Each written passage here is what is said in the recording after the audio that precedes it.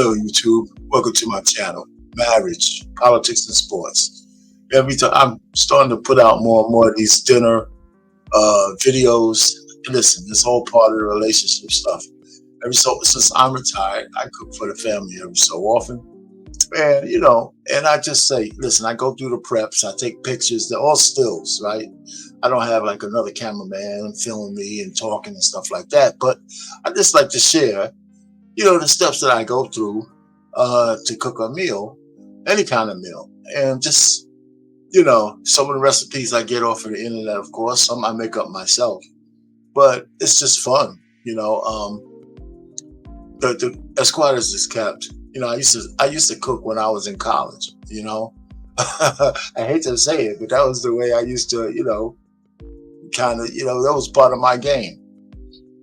It wasn't no real, all the food wasn't just fancy. It might have been chicken gizzards and gravy over some rice and stuff like that, some fried chicken or whatever it is. But, I got my cooking chops. I guess it's part of the blood because my father was a cook and all my siblings like to cook and stuff like that. So I'm no different. So I know my way around the kitchen. So anyway, so this was Thursday night. Like I said, I bought a new smoker, and I said, well, I'm gonna be smoking almost everything I bring in the house.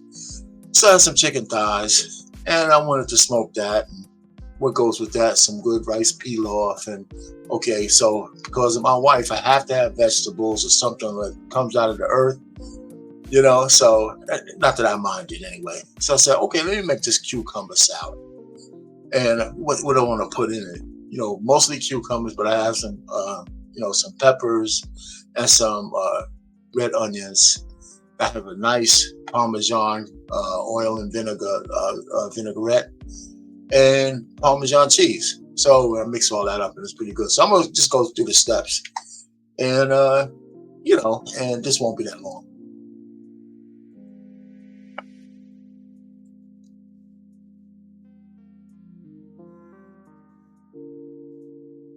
As most of you know, every time I cook meats, put it in the oven, smoke, or anything else, I always put a layer of onion, peppers, and things like that underneath the meat.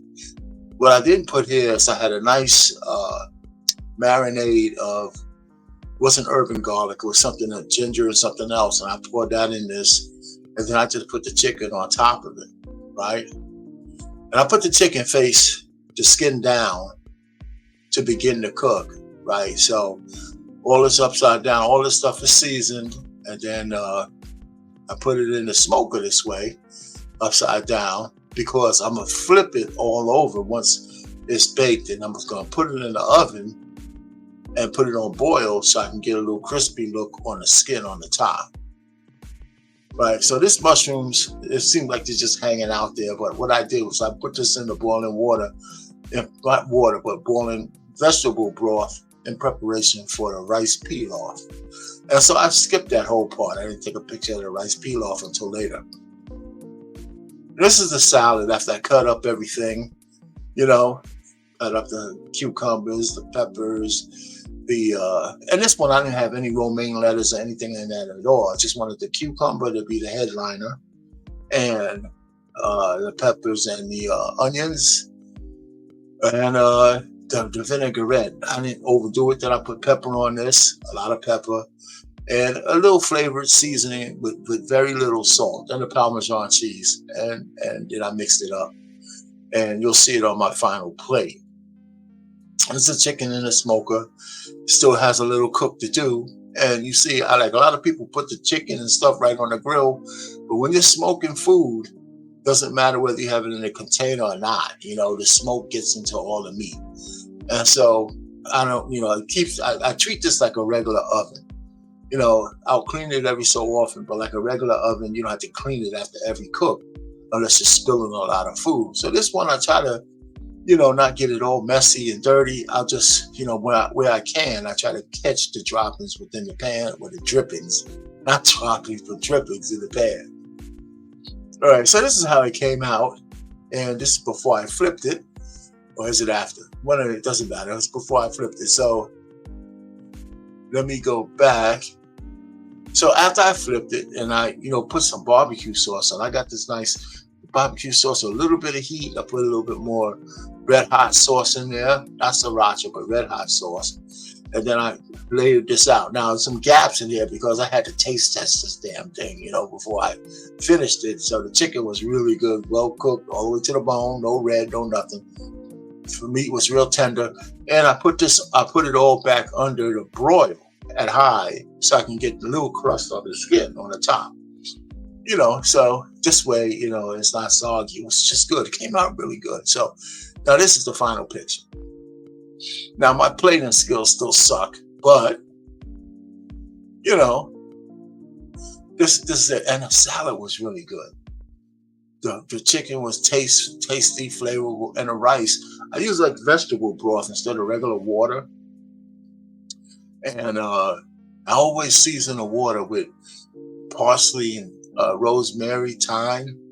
I do put a stick of butter in the water while it's boiling. I put mushrooms in there. The mushrooms you saw I washed off. I put that in there.